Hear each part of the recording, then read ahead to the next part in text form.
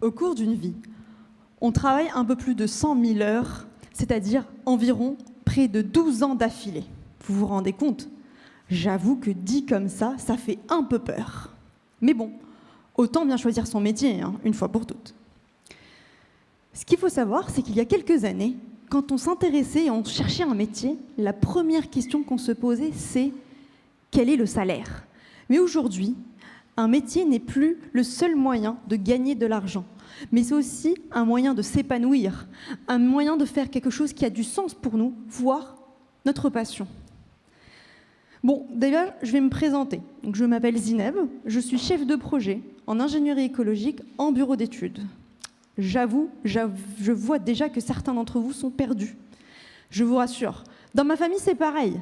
Chaque fois que je dis « je suis écologue », on me regarde avec des grands yeux et on me dit « et au fait, j'ai des rosiers chez moi qui ne poussent pas, tu peux m'aider ?»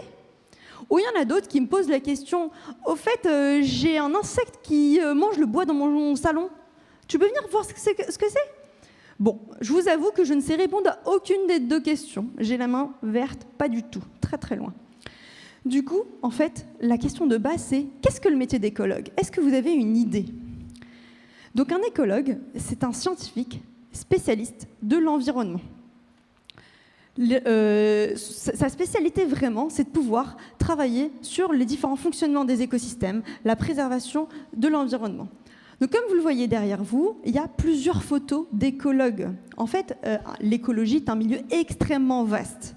Et donc, il y a énormément d'écologues. Ici, on a vraiment une toute petite portion des types d'écologues qu'on pourrait retrouver et donc qu'on retrouve, par exemple, en bureau d'études.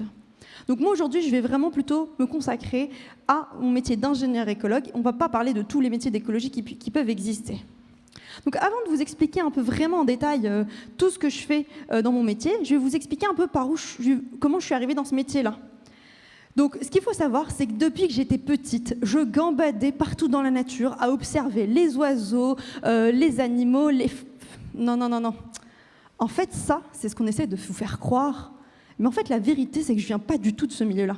En fait, la vérité, c'est que je ne savais absolument pas ce que je voulais faire de ma vie.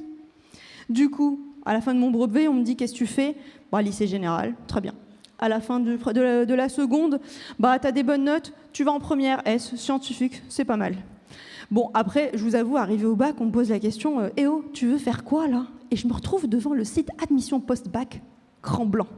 Je pense que c'est arrivé à quelques-uns d'entre vous ici dans la salle. Et bien finalement, je ne savais toujours pas quoi faire. Je me suis donc dirigée vers le conseiller d'orientation de mon lycée pour essayer d'avoir un peu des conseils. Bon, malheureusement, ce conseiller, finalement, a fini par me dire « Écoutez, vous aimez la biologie, faites un DUT. En biologie, vous finirez par faire technicienne de labo. » Bon, il est vrai que je ne savais pas ce que je voulais faire, mais ça, par contre, j'aimais pas du tout. Je me suis posé la question de faire le même métier que mes parents, architecte, mais au final, ça ne m'intéressait pas. Et pour tout vous avouer, je ne savais absolument pas dessiner. Du coup, ce n'était pas le bon métier.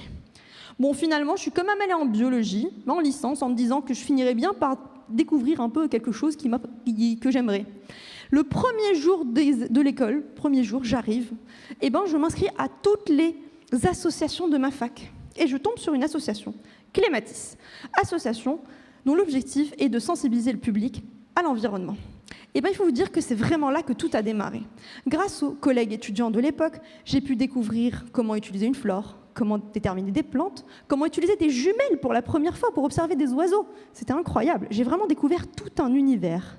Et au fur et à mesure, finalement, de mes études, j'essaie d'avancer petit à petit jusqu'à un peu découvrir l'écologie au fur et à mesure des échanges. Vous l'avez vu, l'écologie n'était pas du tout un métier inné pour moi. Ce n'était pas du tout évident. Et je vous le garantis qu'aujourd'hui, je ne regrette pas du tout ce parcours et ce choix. En fait, finalement, pour venir vers ce métier d'écologue, il y a plein de passerelles différentes. Par exemple, on peut arriver de BTS, de licence pro, d'autres arrivent de master en écologie comme moi. Il y en a d'autres qui arrivent de parcours d'ingénieur, d'agronome, forestier. Les parcours sont vraiment divers. Ce qui est hyper important, c'est d'avoir une grande volonté et un intérêt pour les milieux naturels. Vous pouvez arriver avec une spécialité, être botaniste, être ornitho, peu importe votre spécialité. Il faut bien avoir des bases très solides dans le fonctionnement des écosystèmes. C'est pour ça qu'on vous demande quand même des études derrière en écologie. Mais le plus important, moi, mon métier, je ne l'ai pas appris pendant mes études, cela n'a été que mes bases. Mon métier, je l'ai appris grâce à mes collègues, grâce à l'apprentissage de terrain avec eux. À la fin de vos études, votre diplôme vous permet d'arriver dans votre structure. Et à vous d'être à l'écoute, à vous de passer du temps avec vos collègues pour apprendre. C'est le soir, pendant les week-ends et pendant vos terrains la semaine avec eux que vous allez réussir à apprendre votre métier. Il ne s'apprend pas sur des livres. Bon, arrêtons de discuter un peu. Là, on va parler de réellement, je fais quoi de mes journées? Qu'est-ce qui me motive le matin en me réveillant et me dit, bah tiens, je vais aller travailler. Donc, au lieu de vous expliquer plein de blabla, en fait, je vais plutôt vous donner un exemple. On va prendre un exemple d'un projet qui passe dans une forêt. Donc, la première question qu'on se pose, nous, quand le projet arrive chez nous, c'est, bon, première chose, on va faire des inventaires. Donc, mes collègues naturalistes vont aller sur le terrain pour faire l'inventaire et une carte d'état initial pour avoir vraiment tous les enjeux écologiques qu'on peut avoir sur le site. Et il faut quand même se rendre compte que leur métier, c'est leur passion. Toute la journée, ils font des inventaires et donc c'est vraiment ce qu'ils aiment. Une fois qu'ils nous ont donné toutes ces informations qui sont hyper précieuses parce que c'est le démarrage du travail, on pourrait se dire « Eh oh, stop, on s'arrête. Il y a des enjeux là. Votre projet, ça ne marche pas. Hein. On ne va pas du tout taper la station d'espèces protégées. Donc, 0 impact accepté, on arrête, chantier annulé. » Bon, la vérité dans la salle, c'est que vous avez tous un toit sur la tête. Vous avez tous pris les transports pour venir aujourd'hui et vous partez tous en vacances, j'imagine, à l'autre bout du monde. Donc, dans la vraie vie, en fait, les chantiers, ils avancent et les projets aussi. Donc, c'est avec nous ou sans nous. Par contre, notre boulot, c'est de les accompagner du mieux possible pour pouvoir limiter les impacts, essayer de préserver l'environnement pour trouver des solutions ensemble. Donc, c'est ce qu'on va faire ensemble aujourd'hui. Le projet, l'idée, c'est qu'on puisse sortir aujourd'hui avec un projet qui tient compte des enjeux écologiques. Et comme vous le voyez ici, vous avez un projet qui finalement a mis en place une adaptation de tracé, c'est-à-dire éviter. On va essayer de réduire les impacts, créer des zones tampons, une barrière amphibien, ou encore un écopont. Donc là, vous avez quelques illustrations qu'on peut retrouver sur les chantiers. Donc l'écopont pour rejoindre 2 zones, de manière à ne pas créer une discontinuité pour le déplacement de la faune. Vous allez avoir une barrière amphibien, etc. Donc il y a plusieurs solutions qui peuvent être mises en place avant de compenser dans le cadre d'un projet. Bon, en pratique, vous allez me dire, t'es bien rigolote, toi, ma petite demoiselle. Mais en fait, dans la vraie vie, le client, il va partir avec son arrêté d'autorisation et puis il va faire ce qu'il veut. Il n'y a personne pour vérifier ce qui se passe. Eh ben non, figurez-vous que c'est la suite de mon métier, justement. Je suis là pour accompagner le client sur le terrain, veiller à ce que l'ensemble des mesures environnementales soient mises en œuvre comme cela a été rédigé dans l'arrêté préfectoral. Donc, ce qui est compliqué, il faut le dire, c'est qu'en fait, on est là, on est comme un chef d'orchestre. On essaye un peu de s'assurer que les mesures sont là, mais en même temps, on a de réelles contraintes. Donc, notre métier fait qu'on est obligé d'être à l'écoute, parce qu'il faut être à l'écoute des contraintes, il faut savoir s'adapter. On peut avoir des contraintes météo. En fait, on est dans la nature. Quand on a créé notre projet, on était dans notre bureau, tranquillement, sans problème. Sauf que là, on est en milieu naturel, et en plus, il s'avère qu'il pleut. Voilà. Donc c'est là où c'est hyper important de savoir s'adapter, être à l'écoute et se garder en tête au bout là l'objectif écologique qu'on a décidé au début de notre projet. Je fais une toute petite aparté. En bas à gauche de l'image, vous avez une réunion de lancement sur un chantier. Comme vous pouvez le voir, on est 2 femmes.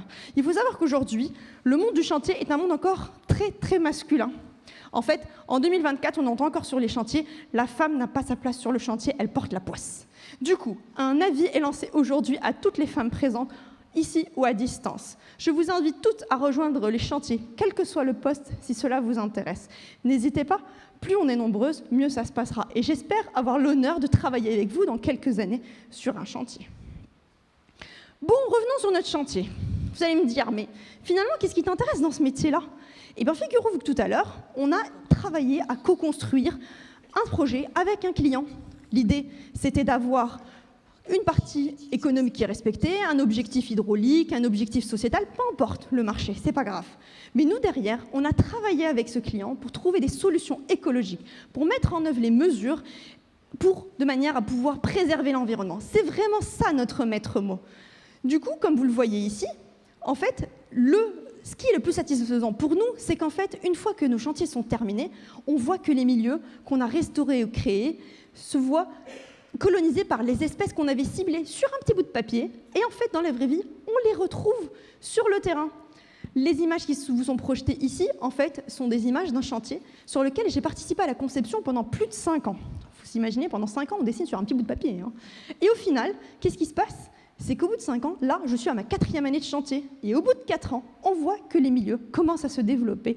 Le chantier n'est pas terminé, mais on voit déjà les premières années de chantier sur lesquelles les espèces s'installent. Et là, je vous avoue que c'est le plus grand bonheur de voir que finalement, tout ce qu'on a pu travailler se concrétise et les espèces s'installent d'elles-mêmes.